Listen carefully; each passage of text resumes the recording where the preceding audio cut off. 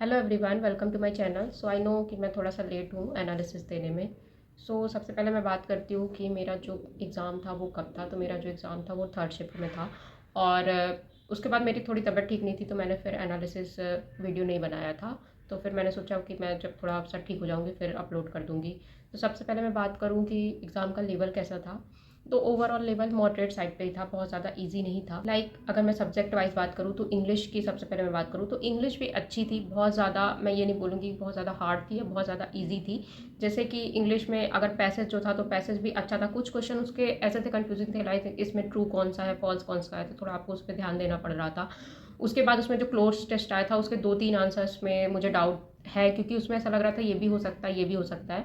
उसके बाद जो एरर डिटेक्शन थे वो भी ठीक था, व्हाट्सएप के क्वेश्चन आए थे वो भी ठीक थे। तो ओवरऑल इंग्लिश का पेपर मॉडरेट साइड में ही था। मतलब मैं ये नहीं बोलूँगी बहुत ज़्यादा ईजी था या बहुत ज़्यादा हार्ड था। जैसे मैंने पहले ही बोला कि पूरा पेपर ही मॉडरेट है, ऑफकोर्स ऐसा ही आता है। तो इंग्लिश में अगर मैं मेरे अटेम्प्ट की बात करूँ तो मैंने अटेम्प्ट किए हैं आई थिंक अराउंड 27 या 28 क्वेश्चंस। और उसके बाद मैं बात करूँ क्वांट की, तो क्वांट में ऐसा हुआ कि सबसे पहले सिंप्लीफिकेशन था, उसके बाद नंबर सीरीज आई थी, सिंप्लीफिकेशन आया था, 2 DI थी, और उसके बाद एक उसमें कैसलेट आई थी एंड बाकी पूरा अर्थमेटिक आया था। तो सबसे पहले मैं बात करूँ, मैंने नंबर सीरीज़ करी थी और सिंप्लीफिकेशन करा था। नंबर सीरीज़ आई थी मैंने एक स्किप करी क्योंकि मुझे उसका लॉजिक नहीं आ रहा था। उसके बाद मैंने दोनों DI बनाई थी, वो बार ग्राफ वाली और जो रेशियो वाली आई थी दोनों बनाई थी। एक उसमें थोड़ा सा डाउट था क्योंकि जो पॉलिटिकल वाली मैप वाली जो आई थी कि पॉलिटिक्स पॉलिटिकल और ऐसे करके जो 2 दिए हुए थे रेशियो, तो वो टोटल नहीं था। कुछ लोग उसको टोटल मान रहे थे, पहले मुझे भी लगा शायद ये टोटल है, पर उसके साइड पे लिखा हुआ था कि वो एक रेशियो की डायरेक्ट वैल्यू दी हुई थी, आपको दूसरा कंपेयर करके उससे वैल्यू निकालनी थी, दोनों का प्लस करके वैल्यूज़ नहीं थी वो। वो वाली मैंने एक DI बनाई थी, लेकिन 1-2 क्वेश्चन मैंने उसके भी स्किप कर दिए थे। आई थिंक उसमें कैन नॉट बी डिटरमाइंड एक का आ रहा था, बट मुझे ऐसा लगा कि पता नहीं ये सही है या नहीं है, तो मैंने उसको नहीं लगाया था उस DI में। ओवरऑल मैं अगर क्वांट में अटेम्प्ट की बात करूँ तो मैंने किए हैं 78 क्वेश्चन। उसके बाद मैं बात करती हूँ रीजनिंग की। तो रीजनिंग में ऐसा था कि सबसे पहले मैं बताऊँ, पजल आई हुई थी, बॉक्स पजल थी, उसके बाद एक फ्लोर वाली थी, उसके साथ एक वेरिएबल था, एंड उसके बाद 7 लोग थे, उस पर इन और आउट देख रहे थे, सर्कल बेस थी। तो उसके बाद डायरेक्शन के क्वेश्चन थे, सिलॉक्स के क्वेश्चंस थे और मिसलिनियस के कुछ क्वेश्चंस थे। वो नंबर था फॉरवर्ड बैकवर्ड काउंटिंग वाला, तो उसमें I think more than 5 answer आ रहा था। तो ओवरऑल अगर मैं रीजनिंग की बात करूँ तो मैंने रीजनिंग में किए हैं 34 क्वेश्चंस, मैंने एक स्किप किया है। वो जो मिसलिनियस वाला क्वेश्चन था उसमें ऐसा था कि ये कुछ सिम्बल्स बने हुए थे, इससे कंपेयर करो, तो मैं उसको कर रही थी बट वो मुझे समझ में नहीं आया था। उसके बाद जो ब्लड रिलेशन का क्वेश्चन आया था तो उसमें आई थिंक एक का आंसर ब्रदर इन लॉ आया था, ग्रैंड सन और ग्रैंड मदर ग्रैंड फादर ऐसे करके कुछ आया था।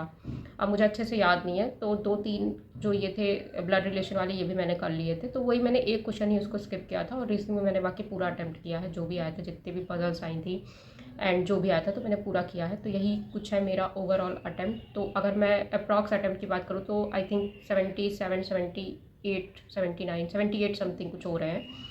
और क्योंकि मुझे एग्जैक्ट अटेम्प्ट में थोड़ा डाउट हो गया कि मैंने कितने किए थे किसमें, क्योंकि रीजनिंग का तो मुझे याद है कि मैंने एक क्वेश्चन ही स्किप किया था। क्वांट में आई थिंक 17 या 18, बट शायद 17 ही है। और उसके बाद और इंग्लिश में जैसा मैंने बताया आई थिंक 27 या 28 है। यही है मेरे ओवरऑल अटेम्प्ट्स। आप भी बताना आपका किस शिफ्ट में था एंड आपका एग्जाम कैसा गया, आपने कितने अटेम्प्ट किए हैं। और बहुत ज़्यादा कट ऑफ की टेंशन नहीं लेना, क्योंकि इसमें बहुत ज़्यादा हाई कट ऑफ नहीं जाएगा, क्योंकि इस वैकेंसीज भी ज़्यादा हैं, बट हाँ थोड़ा सेक्शनल में प्रॉब्लम होगी। और मैंने देखा भी है कि आई थिंक जो अभी 1-2 शिफ्ट आई थी उनमें थोड़ा क्वांट ज़्यादा हाई लेवल की आई है। तो आप टेंशन मत लेना, नॉर्मलाइजेशन हो जाता है, मार्क्स इंक्रीज़ हो जाते हैं।